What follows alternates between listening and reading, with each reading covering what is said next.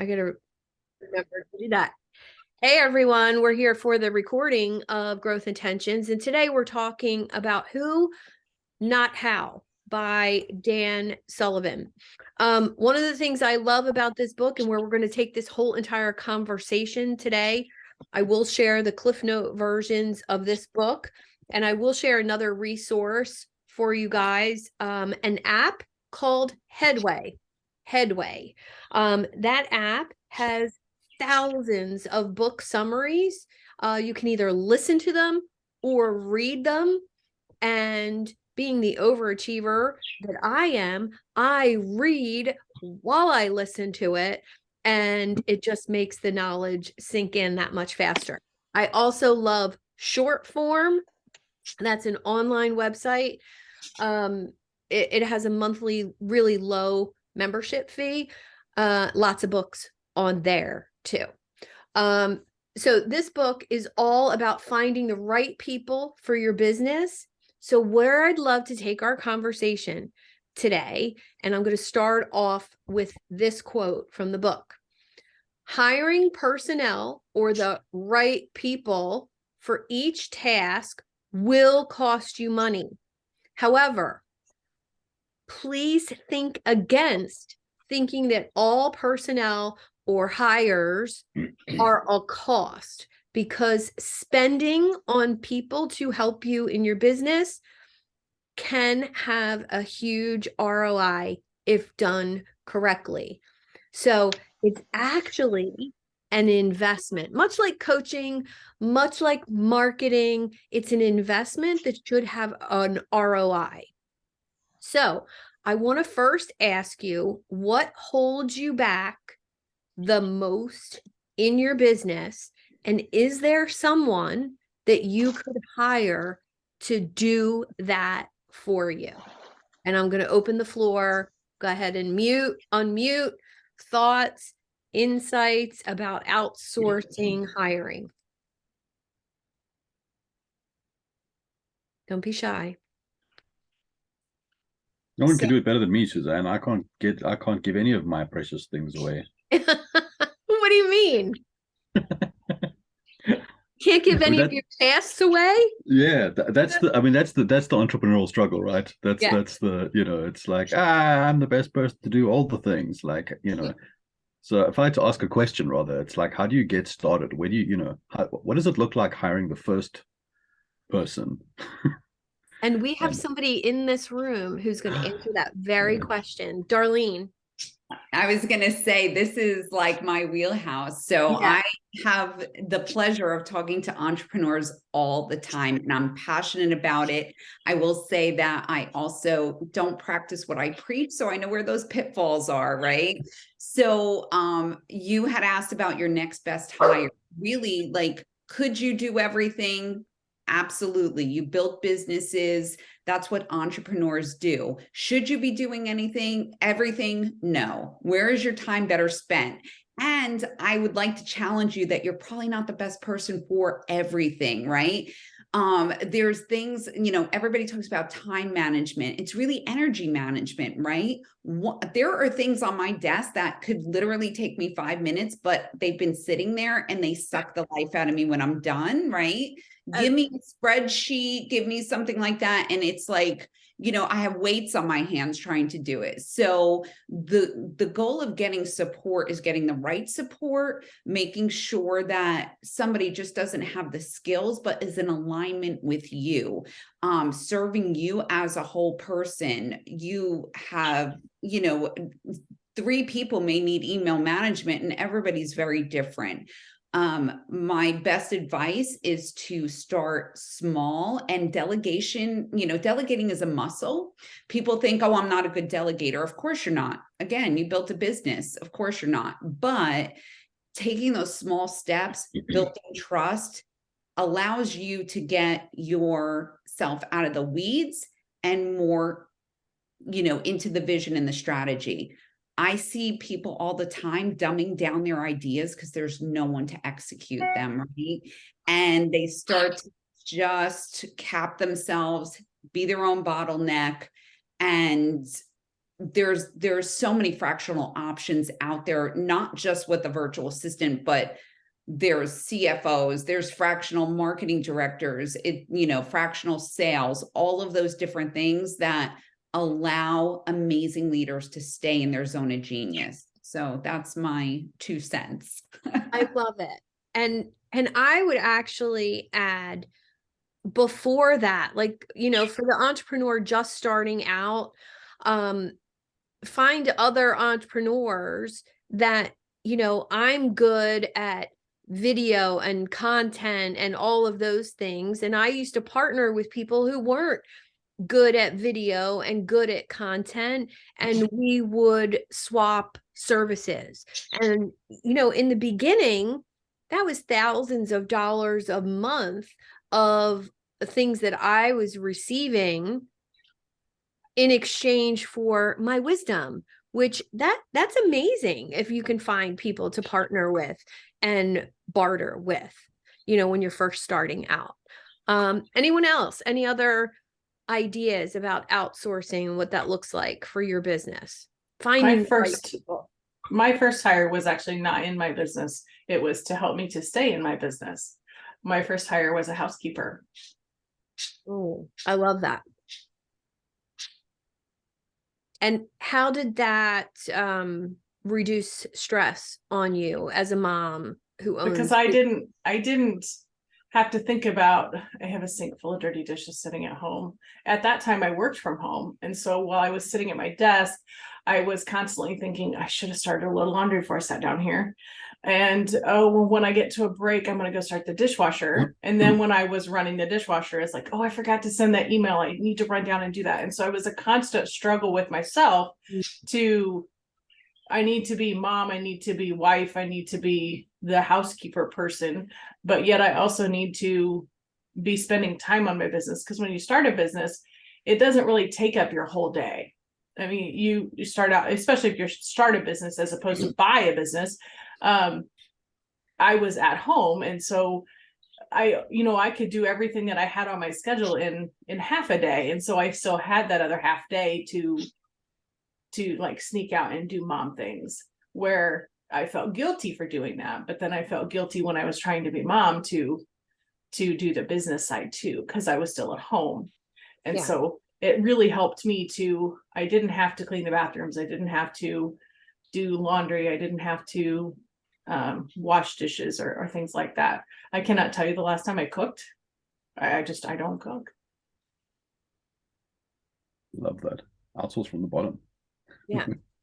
Well, you know what, I like the mental aspect of it, and maybe Monica could chime in here, because if you're guilty, if you're feeling bad when you're working about not doing the mom stuff, and when you're doing mom stuff, you're feeling guilty or you're thinking about the work stuff, that affects your performance in both areas, right? You can't be present when your mind is over there and your feet are right here. Agree, Monica? Yes, that's exactly it. Whatever you're thinking about is where your actions are going to go, and your actions go wherever you're thinking about. They're intertwined. So if you're constantly thinking about other things, then you're not going to be doing what you need to be doing. Your full energy won't be in it. Yeah. Yeah. The other thing that I think would be important for us to notice is that when you're struggling with something in your business, how does it affect everything else? One of my friends, Pablo Gonzalez, talks about his content flywheel and how his content is all connected. And if one spoke of that content wheel breaks, then everything breaks down. So I would argue that it's very similar in all areas of your business, not just your content, but all areas of your business. So how do you, as an entrepreneur, kind of handle when one thing's not working if you can't give that to somebody else or outsource it? Anyone chime in on that? Well, I kind of learned that from personal experience recently. I had some things happen that took my attention away from my business. And once that happened, then my business fell apart as well. So it can be extremely difficult to, depending on what it is, to even stop that process. But then it's a matter of being consciously aware of what's going on and refocusing your attention. And it's not at all easy to do. It's only easy to say. So, yeah. And I think as entrepreneurs, we put a lot of pressure on ourselves to do, just like what Casey was saying, everything. Yeah, I did the same thing with my daughter. And it can be really challenging. And that's where it becomes super important to be able to find people who you can collaborate with, who you can work with. And like you were saying, Suzanne, in the beginning, people who are willing to trade services is a complete lifesaver for everybody. Huge gratitude for that one. Yeah, absolutely. Anybody else? Yeah. And sometimes when you're hiring people, like my first hire was a marketing lady that was a lady from my church that was on maternity leave because she didn't go back to work right away. And so she had done marketing in her former career, but she was home on maternity leave. And so I hired her to help me early on. It was a short-term thing, but it was a lifesaver for me because she had some great knowledge. She was able to help me set up some systems so that I could take it back over, and it wasn't overwhelming because all the pieces were already there. So it doesn't, when you're thinking hire, it doesn't have to be a huge expense, and it doesn't have to be forever. Sometimes you just need some direction or some help to get the pieces in place. Yeah, that's a great point to remember. Kara, you were going to say something. Yeah, I think it was something you said, Suzanne. And I did just read the book, Who Not How. And it's interesting. I did have a very important who. He's still a very good friend. When I was running my meditation and yoga center, he had a similar size yoga and meditation center just in the next state. And we were such comrades. I mean, we were such brother and sister studios. We would say that we could help each other with shortcuts that literally saved us thousands of dollars. Like, hey, try this, don't do this, or this isn't working, don't even think about doing this. And it was amazing. I always said it's one of the most egoless relationships I've ever had, especially in the business world. We helped, and still to this day help each other. I don't have that business anymore, but to find somebody who's doing almost exactly what you're doing, but you can share and really get over the competition end and really share what's working and what's not. It was invaluable for me.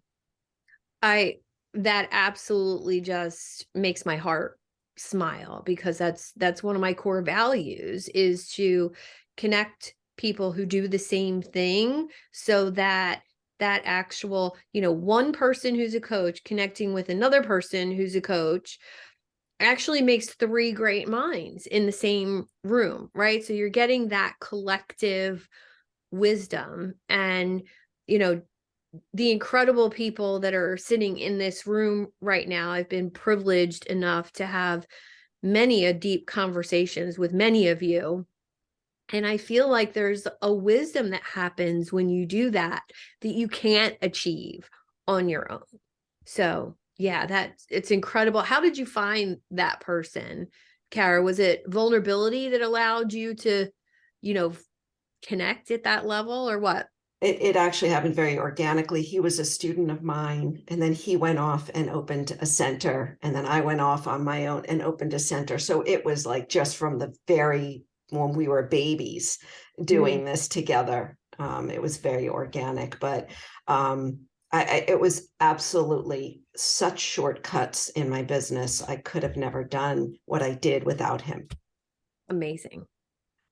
And Lisa and I just talked about her connecting with some other Farms that does what she does, and in just a social media way, just connecting and looking to see what they're talking about, what their struggles are, what their, good points are, to give her, she's just starting out, clues as to topics and insights. And it's so powerful when you can do that from an egoless place, without competition, without like, oh, she's better than me, or oh, that ain't making more money than me. No, take all that out of it. And well done, Kara. Good job. Thanks. Good share. Go ahead, John. You're leaving us? Yeah, so yeah, it's 5:30 here. I'm off to take my wife somewhere. So thank Okay. you very much. Lovely Yeah. meeting you all. See you in the community. Great connections. And thanks again, Suzanne, for creating Thanks, this amazing John. space for us. Okay. Thanks, everyone. Bye. Keep well. Bye. All right. My next point is engaging half-heartedly is a waste of time. There's a whole chapter on that in the book. And I want to say that finding the right people is more than just about having the knowledge and resources to do that. I do my best work. I don't, show of hands. I do my best work when I am engaged, when I am passionate, when I am excited about what I'm doing.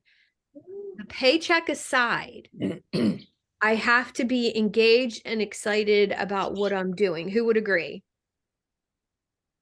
Okay, so when you're engaged and excited about what you do, how easy is it to have conversations or make more connections with people? What happens? Well, my ideas flow, my positive thinking and ideas that are realistic, no matter whether they're short-term or long-term goals. And my problems is, as you know, is follow through. And part of it is exactly why you got me involved into the PQ program. But part of it also is that I do best on one-on-one situations with people, whether it's a Zoom, whether it's something like this, or if it's in person. In person is really my best situation. And when I'm left on my own for too long, I just get more task oriented to the farm and forget the business part. Don't forget the business part, but I don't work it. Yeah. And when I notice I'm not working it, then I either go into my head and stay there, which nothing is accomplished there. But you know where I'm going. We've talked enough about this. Yeah. And so what's interesting about that, Lisa, is that if you work one-on-one well with people, and you have business related tasks, to work on your business, and then you have things to work in your business. They're two separate things, right? You need a business bestie. You need that person who's doing what you do, maybe halfway across the country, that is literally has the same struggles, the same insights that you connect with.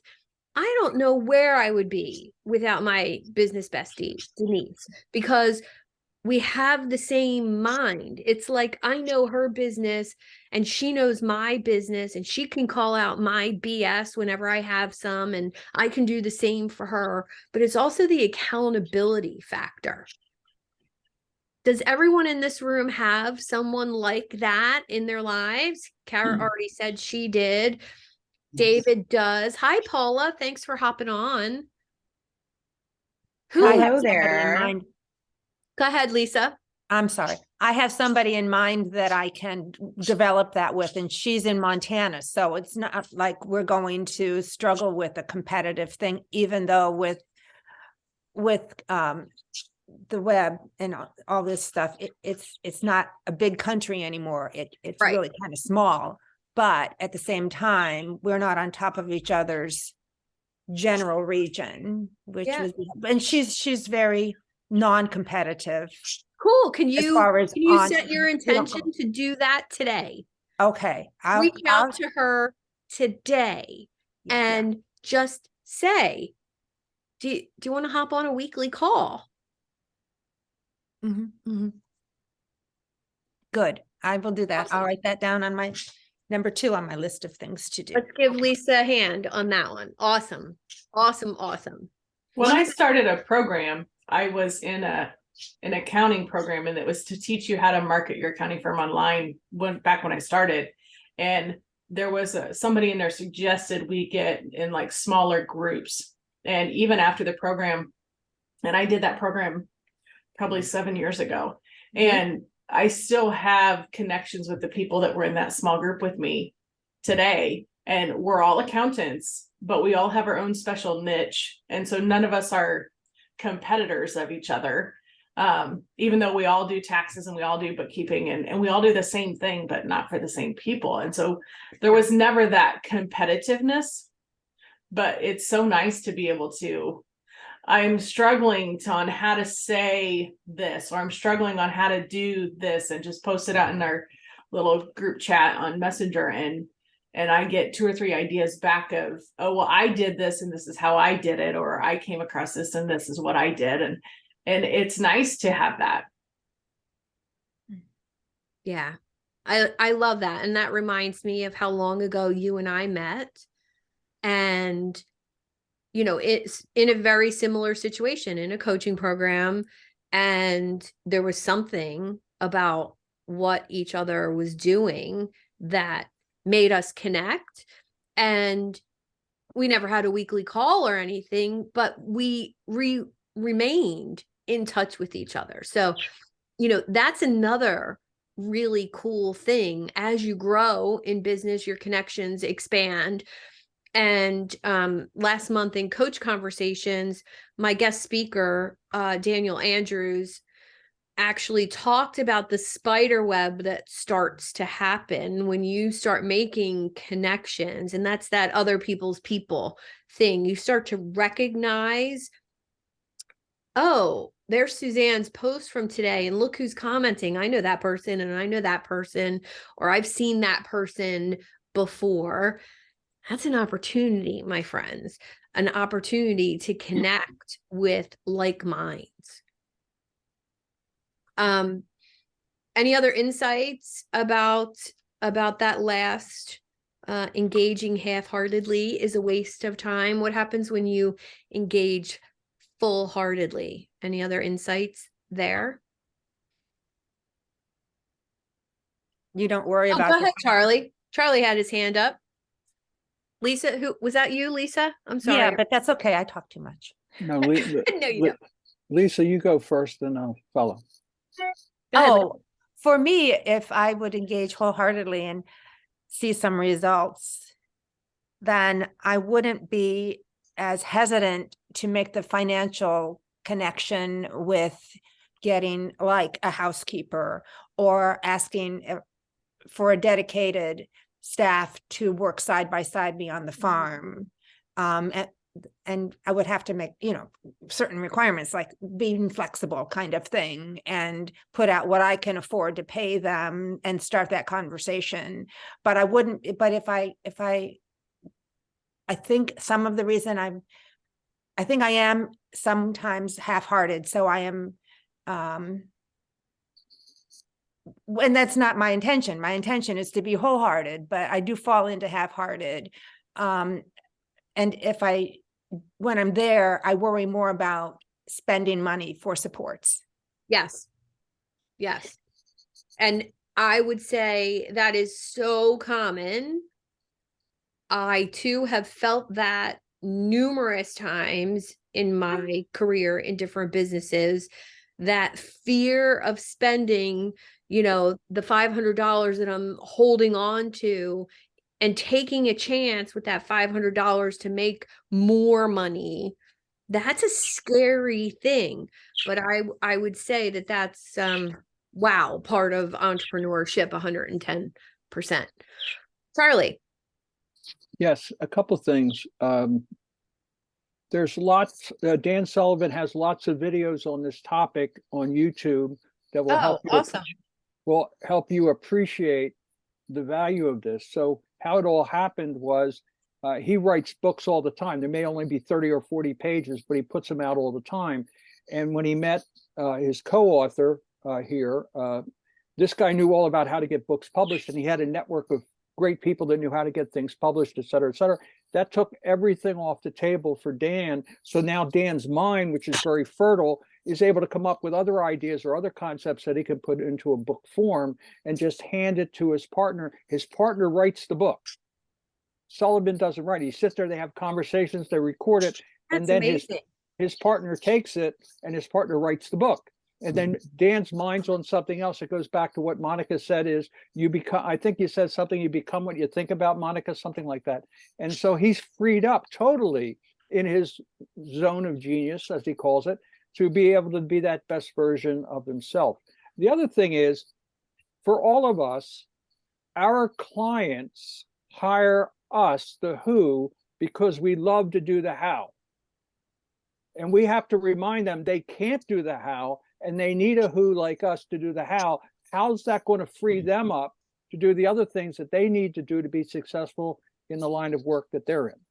So it's a very interesting, very simple concept that you can explain to people to adjust their thinking as to why they need to engage with you. Because I guarantee you, your competition doesn't talk this way. And all of a sudden you have a different language, a different concept that may appeal to them and get them over, that pull them to your side where they're simply saying, you know, I need to hire you. Anyway, my thoughts. Yeah. I love that, Charlie. And I would love to echo that with this simple statement that your ideal clients that are out there that you're connecting with, when they say they don't have the money for you, or they don't have the monthly, payment to pay you, it typically means they don't understand the problem that you solve well enough. And one of the points in the book was that people spend money all the time, that spending is through the roof, even though, the news says the economy is bad, because people are still spending money to solve problems.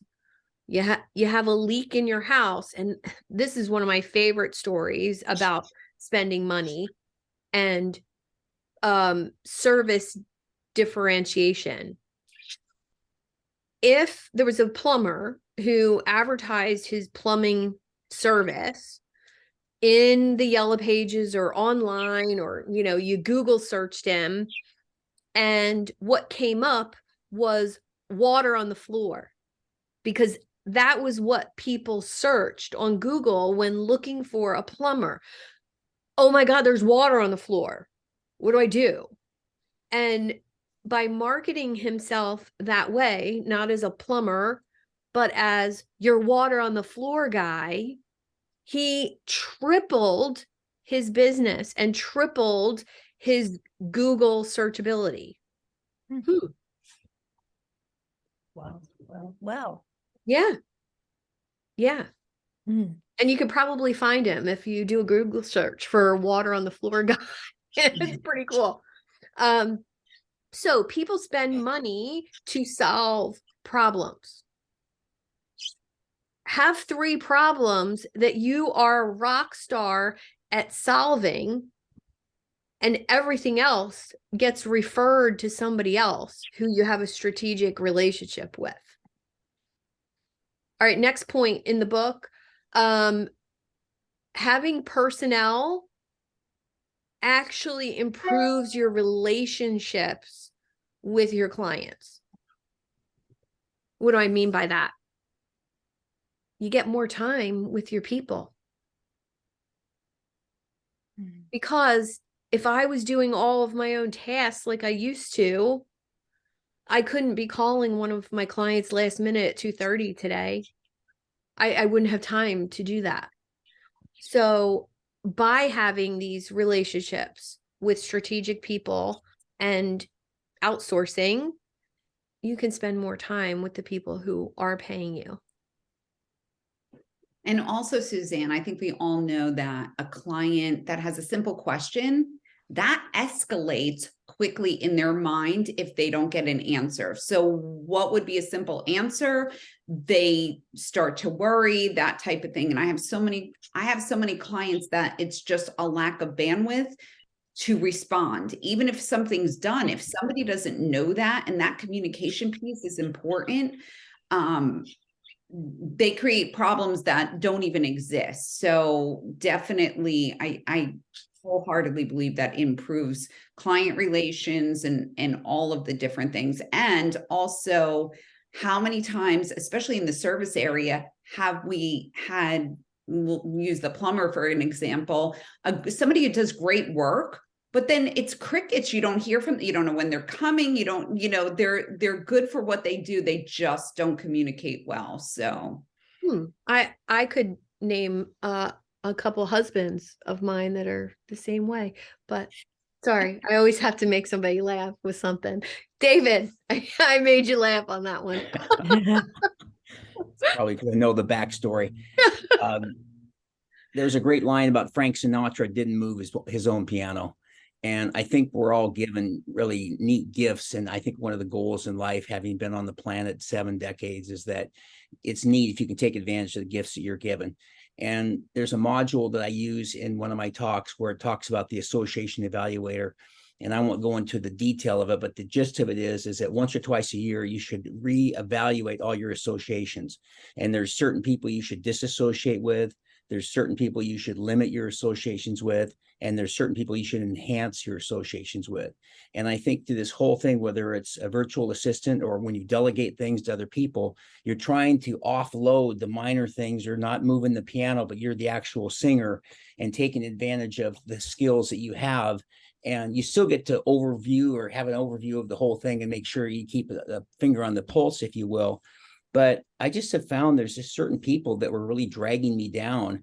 And I've just reevaluated those on every once or twice a year. And it's so helpful because, you've heard all these cliches go around, put the air mask on you first and a rising tide raises all boats, but they're really true. And you're really known by kind of they say that, I think who was it said that you're known by the 5 people you hang out with the most. I think it was Jim Rohn or something, but it's really true. And so who's the person that's helping your tennis game and getting you to up level as opposed to bringing you down? And I've had, on a personal note, I've had some friends I'm no longer friends with because they don't understand what I'm doing. Most of them are all retired. I'm never going to retire. I love what I do and I want to keep impacting lives and so forth. And that makes people uncomfortable when you're doing things that they're not doing anymore. And guess what? They want you to dumb down to be back with them, which is sad, but that's why you always want to play with that better tennis player. It'll make your game so much better.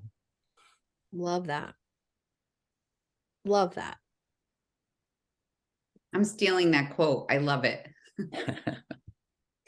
All right. So I want to kind of wrap up because we're going to close out today with a fun activity in the breakout rooms, one-on-one.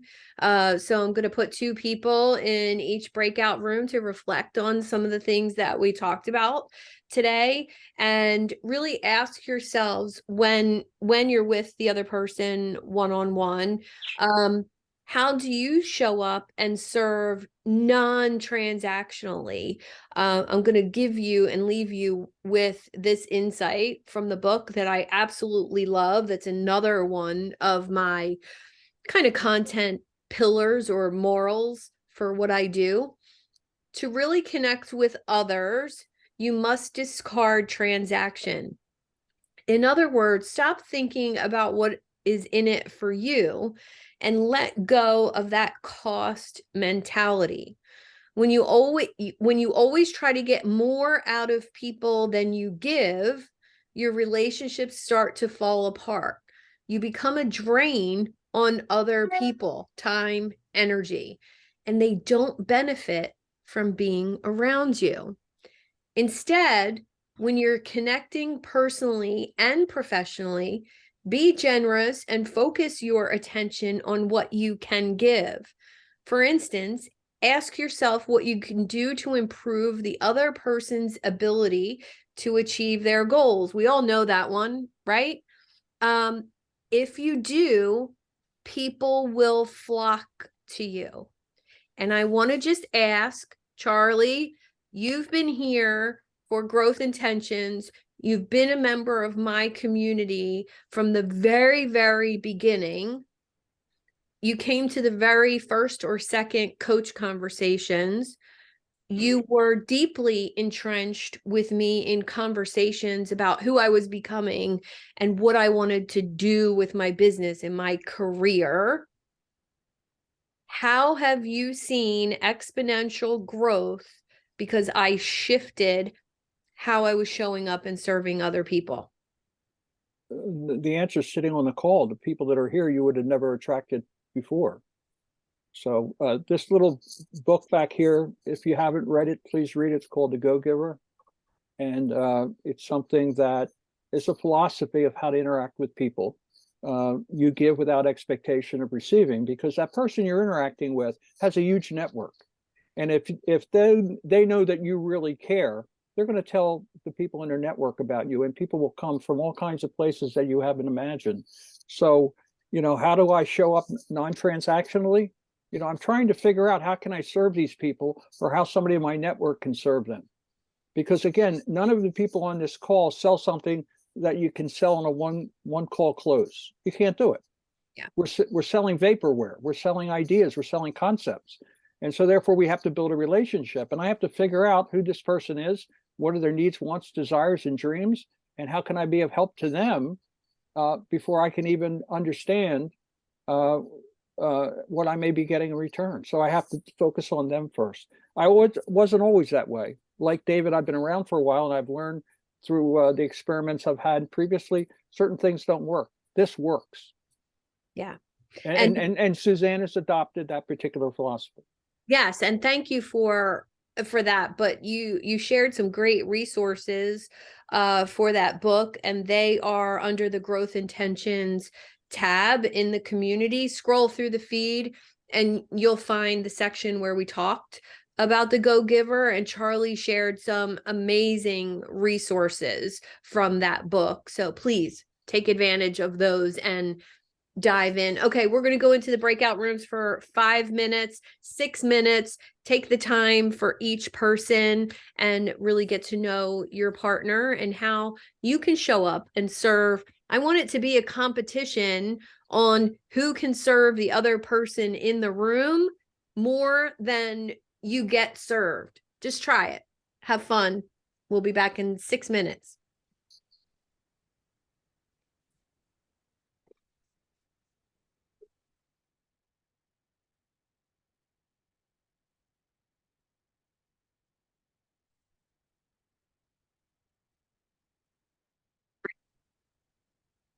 Hi, you got me today.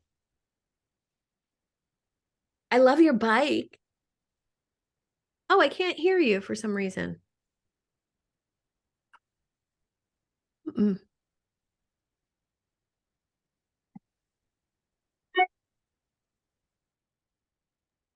Now? Yeah.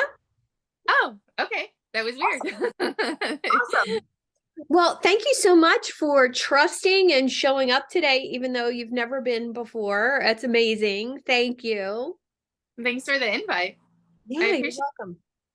Yeah, you found me, so I appreciate Well, that. I have a tendency to find like-minded people. And I loved your LinkedIn profile. I loved just the way you describe what you do, because it resonates with me. I'm a Spartan athlete. I used to be a semi-pro athlete. I believe in flow and grit and resilience and all of those things. And I just happen to take all of that and help people with their business. Mm-hmm. Yeah, that's awesome. Yeah. Yeah. What do you need most right now in your business? Well, like I was saying, I went through very, very difficult Yeah, so period. sorry. And with COVID, and then my fiance got sick and passed away. Oh. So what you were saying was really resonating with me, because and it's things I know, right? It's things we know, but it can be so difficult to apply those things to yourself. Yeah. So that's been kind of my biggest struggle. And so everything quite literally, like everything fell apart. Everything. And so now I'm, trying to pick myself back up, trying to get back into marketing myself. And I had to, as you probably know, as somebody who helps other people, when I couldn't help myself, I couldn't help other people. Yeah. And so I had to heal enough, go through enough to be able to be in a place where, okay, now I can help people again. Okay, now I can help people again. There's no people. Well, listen, So, you're in yeah. the right place. The community I started took it off Facebook in July and took it, into the external platform. And I just onboarded 15 experts. They're all getting onboarded, in December. And by January, they will all be inviting their people. Awesome. And so there's going to be some exponential growth, not only at the networking events. I host a monthly coach conversations that you would absolutely love, because it's all topics relevant to, like, not only where you're at, but who you are as a coach. And then just start connecting with some, it's taken me 12 years to build. The people that are in the room that we're in today are people that some of them I've had relationships with for 10 and 12 years. That's awesome. Take advantage of it. Like, because we're so similar, like with what Kara said, right? Mm-hmm. I can save you so much restarting yourself. I've restarted my business 4 times since I became a coach. Yeah. So you understand. How How can I help you? What can I be of service to you? Oh gosh. Well, I am on a fitness journey myself right now, getting back in shape after a neck injury. So maybe I'll pick your brain about that. I can't cycle anymore. What did you compete in? Snowboarding and swimming. Oh, me too. Yeah. Yeah. I was on the snowboarding team in college. Oh, nice. So I didn't start snowboarding until I was 24. And I was living out in Mammoth Lakes, California for a couple winters. And I love Mammoth so much. Yeah. Yeah. Yeah. So I won't say it's a struggle. I think the hardest, I'm 56, and I still think I should be able to do the shit I did at 25. Yeah, me too. That's a little bit of an issue. Yeah, I have a hard time wrapping my head around that one. So I was on a TV show yesterday. Oh. And it's a local TV show. And the camera angle was weird. And when I looked at the replay, I'm like, I'm not sharing that. Because it was like from the side. And it was like, you're like, I do not look like that. Oh my God, do I look that bad? And then it was studio lighting. So I like to think my hair looks blonde. It's actually gray. And I looked like I had white gray hair in the studio. I was like, oh my God, I gotta do something about that. So it was like 3 different things that, I'm not gonna share that. But then I thought about it for a minute, and I'm like, God, isn't that part of showing up? Yeah. And so I would just say, start freaking showing up. Start showing up. Yeah, you've been through some stuff, but it's probably made you a better coach and made you stronger. Yeah, I'm not sure yet. I know. Back to that in about 6 months. Okay, that's fair. That's fair. And I might be able to let you know. Okay. All right, that's fair enough. That's fair enough. All right. Well, I'm going to close out the room so everybody can be at their 1 o'clock appointments on time. Great to connect with Awesome. you. Thank you. You too. Okay.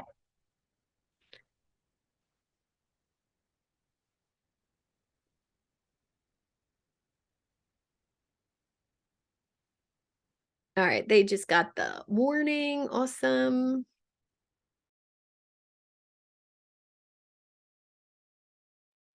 They're on their way back.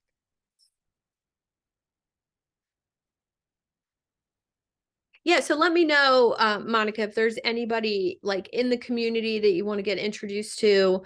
You will get an email this week introducing you to somebody else and encouraging a virtual coffee. That happens twice a month right now.